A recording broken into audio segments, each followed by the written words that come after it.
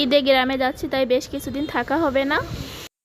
তাই যাওয়ার আগে বেলকনি টবে লাগানো গাছগুলোকে কিভাবে যত্ন নিলাম আর কিভাবে রেখে যাব সেই সব কিছুই থাকছে আজকের ভিডিওতে। তাই ফুল ভিডিওটি মনোযোগ সহকারে দেখুন, আশা করি আপনাদের উপকারে আসবে। তা আমার মতো এরকম অনেকেই আছেন যারা বেলকনিতে গাছ লাগান, কিন্তু অনেকেই দেখা যাচ্ছে ঈদ বা অন্যান্য সময় ছুটিতে বাসার বাইরে বেড়াতে যান, সেক্ষেত্রে গাছগুলোকে কিভাবে রেখে যাবেন তাই নিয়ে অনেকেই চিন্তায় থাকেন। গতবারও আমি এই চিন্তায় ছিলাম, তারপরে এসে দেখি গাছগুলোর অবস্থা একটু খারাপই হয়ে গিয়েছিল। এজন্য আমি এবার আরেকটু বেশি যত্ন নিচ্ছি। এখন যেহেতু বর্ষাকাল পড়ে গিয়েছে, তাই আশা করছি খুব বেশি একটা সমস্যা হবে না। তারপরেও আমি বেলকনির গাছগুলো যেহেতু এইরকম ওপরে আমার বাঁধা আছে, আমি এখানে সারাদিনে রোদ লাগে, তাই জন্য আমি এখান থেকে খুলে নিচে রাখবো। ছায়াযুক্ত স্থানে রাখতে হবে, সেক্ষেত্রে আপনারা আপনাদের রুমেও রাখতে পারেন। তো আমার গাছগুলোতে বেশ কিছুদিন ধরে সার দেওয়া হয়নি, গাছগুলো রুক্ষ হয়ে গিয়েছে। এজন্য গাছগুলোকে সতেজ করার জন্য আমি এখানে কিছু জৈব সার দিয়ে দিচ্ছি। সব গাছের গোড়ায় আমি অল্প করে জৈব সার দিয়ে দিব। তো মাটিগুলো আমি একটু ভালো করে খুঁড়ে নিয়েছিলাম, তাহলে গাছগুলোর বৃদ্ধিটা ভালো হবে। তো যাওয়ার আগে এই কাজগুলো করে গেলে কিন্তু এসে দেখবেন গাছগুলো আপনাদের অনেকটা সতেজ আর সুন্দর হয়ে আছে। এজন্য আমি পরিমাণ মতো সব গাছের গোড়ায় জৈব সারটা দিয়ে দিয়েছি। আর সব গাছের মাটি কিন্তু আমি খুঁড়ে উর্বর করে দিয়েছি।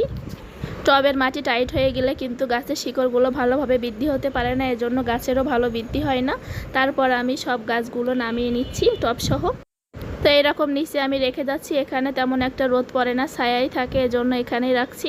আর যদি বৃষ্টি হয় তাহলেও বৃষ্টির পানিটা লাগবে, সেক্ষেত্রে গাছের জন্য উপকারী হবে।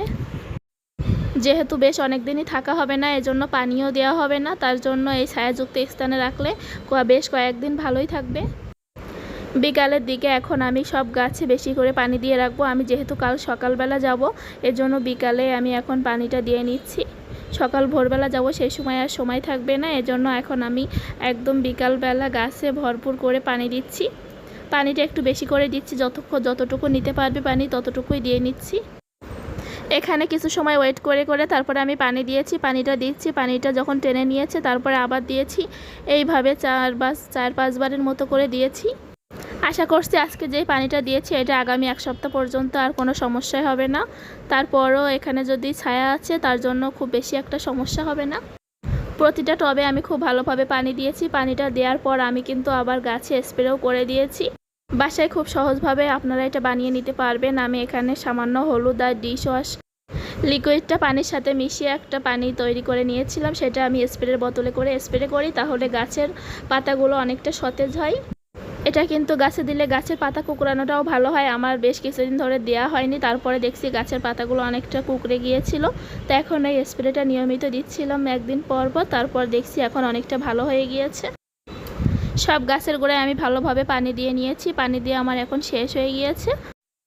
টবগুলো নামানোর পর ফ্লোরে অনেক মাটি পড়েছিল, এজন্য এখন আমি ফ্লোরটা পানি দিয়ে ধুয়ে নিব। ফ্লোরটা আমার পরিষ্কার করা হয়ে গিয়েছে। আর এখন দেখুন কত সুন্দর দেখা যাচ্ছে, বাতাসে গাছের পাতাগুলো